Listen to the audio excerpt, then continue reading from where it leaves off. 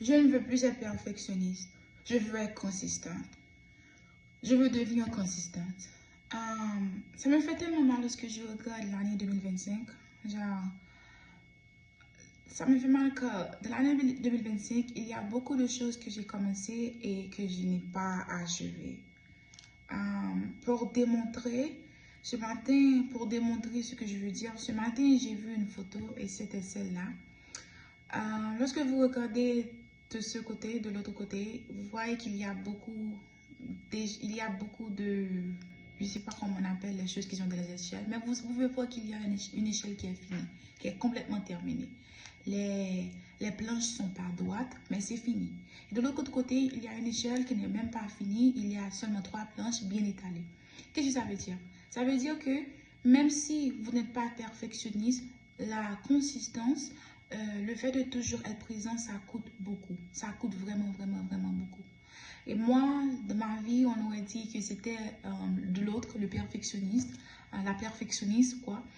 Car il y a beaucoup de choses que j'ai commencé, que j'ai jamais fini pendant que j'avais la possibilité. Je me disais, tu sais quoi, je vais le faire un autre jour. Ou peut-être que je vais le faire, mais pas aujourd'hui. Et une autre chose, c'est que je ne voulais pas que l'argent me change. Car à travers mes expériences, j'ai vu des gens que l'argent a changé et je ne voulais pas que mon sens de l'humanité disparaisse à cause de l'argent. Je ne voulais pas diminuer les gens. Je ne voulais pas devenir arrogante.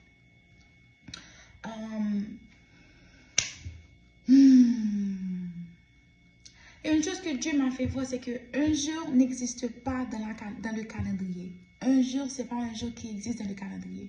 Lorsque vous voyez, il y a le dimanche, lundi, mardi, mercredi, jeudi, vendredi, samedi, un jour n'en fait pas partie. Un jour, c'est une illusion que nous donnons tous pour que peut-être nous ne faisons pas ce que nous devrions faire au moment présent et à vouloir mettre, je ne sais pas, vouloir faire attendre le présent ou l'envoyer dans le futur, nous nous disons que nous allons le faire un jour qui n'arrive jamais.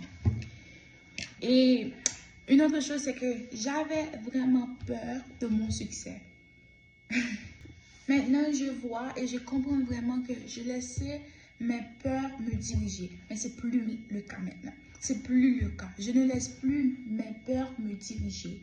Proverbe 21, verset 5 nous dit que les projets de l'homme diligent ne mènent qu'à l'abondance, mais celui qui fait des choses avec précipitation ou bien celui qui agit avec précipitation n'arrive qu'à la disette. Autrement dit, ceux qui ont une fondation ne tomberont pas facilement.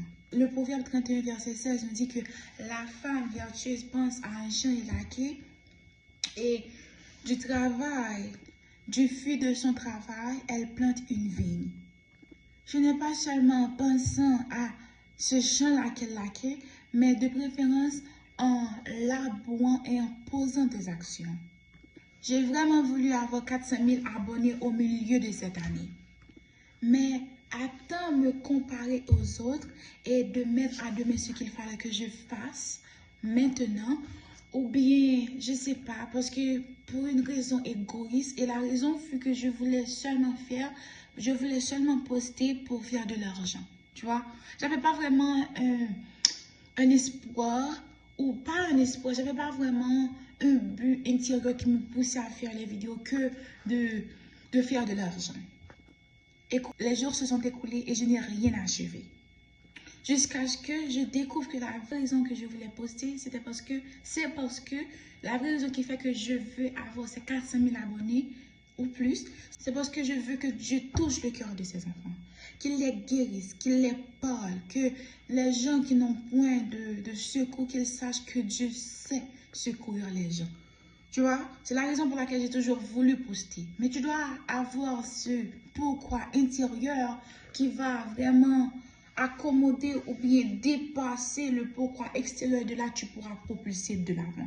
Et des fois, ça prend du temps, ça prend beaucoup de temps. Mais il faut persister. Le but, ce n'est pas d'être perfectionniste. Le perfectionnisme n'existe pas. Seul Jésus-Christ fut perfectionniste. Ok, je ne sais pas à qui ce message appartient, mais j'espère que je vais prier que Dieu vous guide.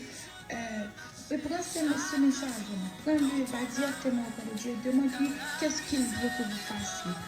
il vous donne la direction, ou bien si ce message aussi vous appartient, ok?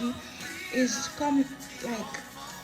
comme je le dis souvent, shalom dans vos murs, que shalom règne dans vos cœurs et à la prochaine.